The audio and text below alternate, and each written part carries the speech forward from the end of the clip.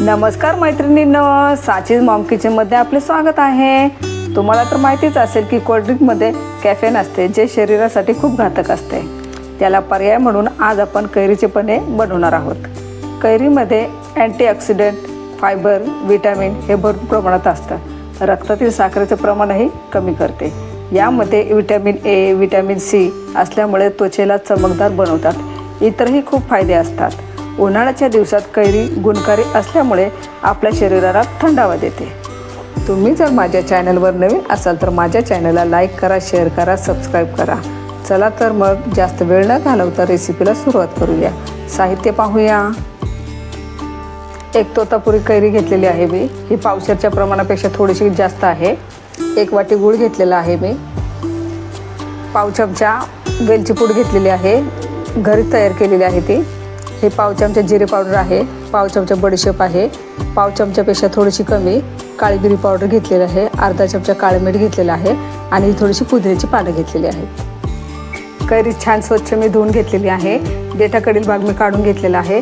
आता ती कुकरमध्ये आपण शिजायला टाकणार आहोत। आता आपली कैरी बुडेल इतपत आपल्याला पाणी टाकायचं आहे।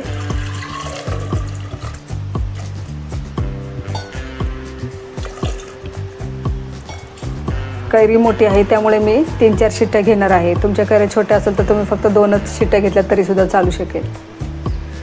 कैरी छान शिजलेली आहे। कैरीपासून साल असं वेगळं झालेलं आहे, तुम्ही पाहू शकताय। आता या सालीचा आपल्याला गर वेगळा काढून घ्यायचा आहे। असा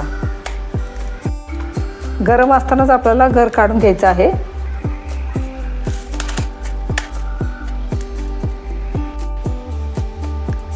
चमच्याच्या साहाय्याने असा सगळं गर काढून घ्यायचं आहे।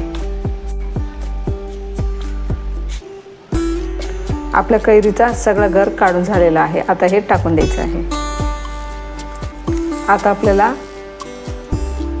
कैरीचं गर मोजून घ्यायचं आहे। जेवढं कैरीचं गर भरेल तितकंच आपल्याला गुळही वापरायचा आहे। गोड तुम्ही कधी कमी अधिक करू शकता। 1 वाटी गर भरलेला आहे आपला, 1च वाटी आपल्याला गुळही घ्यायचा आहे।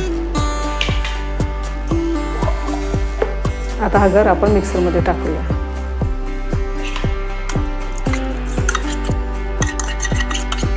तुमच्या आवडीनुसार तुम्ही गुळ कमी अधिक करू शकता किंवा तुम्हाला गुळ नको असेल तर तुम्ही खडीसाखर किंवा साखरही घेऊ शकता। आता 1 वाटी आपण कैरीचा गर घेतलेला आहे, 1 वाटी आपल्याला गुळ घ्यायचा आहे त्याच मापाने।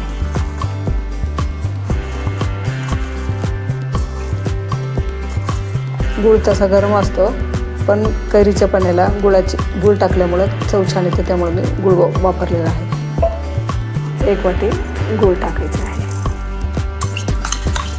गुळ टाकल्यानंतर आपण बडीशेप टाकायची आहे। बडीशेप पावडर टाकल्यानंतर आपल्याला जिरे पावडर टाकायची आहे। काळे मीठ टाकायचे आहे। वेलची पूड टाकायची आहे। काळी मिरी पूड टाकायची आहे। आता हे सर्व जिन्नस आपल्याला मिक्सरमध्ये फिरवून घ्यायचं आहे। मिक्सरमध्ये फिरवून झालेलं आहे, तुम्ही पाहू शकता।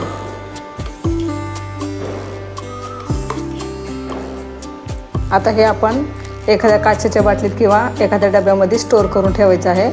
स्टोअर केल्यानंतर फ्रीजमध्ये ठेवायचं आहे। तुम्हाला जेव्हा पिऊ वाटेल तेव्हा तुम्ही 1 मिनिटामध्ये खूप सारे ग्लास करून पिऊ शकता। काचेचं एक मी कोरडं भांडे घेतलेलं आहे, त्यामध्ये आता आपण कैरीचे पन्हे टाकूया।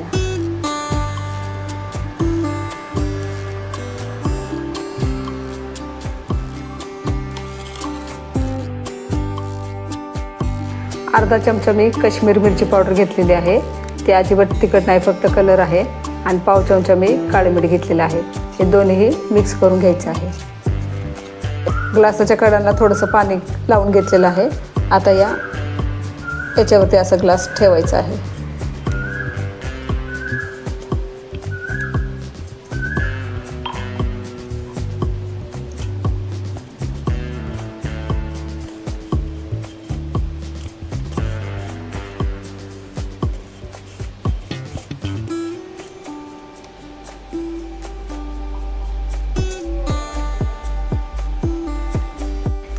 आपलं कैरी पनीरचं प्रीमिक्स तयार झालेलं आहे। आता आपण त्यापासून कैरी पनीर कसं करायचं आहे ते पाहूया। 2 ग्लास घेतलेले आहेत, त्याच्यामध्ये थंड पाणी ओतायचं आहे।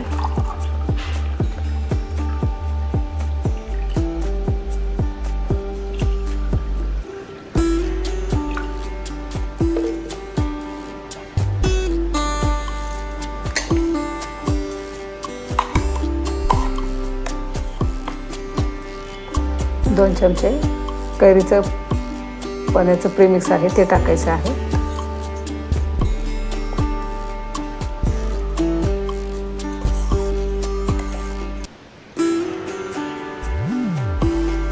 कैरी पनीर प्रीमिक्स टाकलेलं आहे ते छान ढवळून घ्यायचं आहे।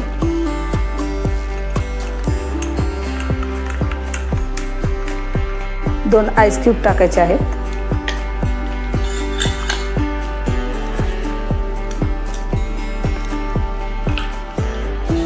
थोडी पुदिन्याची पाने। आपले पाचक आणि आरोग्यवर्धक कैरीचे पनीर तयार आहे। अशाच नवनवीन रेसिपी पाहण्यासाठी माझ्या चॅनलला लाईक करा, शेअर करा, सबस्क्राईब करा। पुन्हा भेटूया एका नवीन रेसिपी सोबत। तोपर्यंत पौष्टिक खा आणि मस्त रहा। धन्यवाद।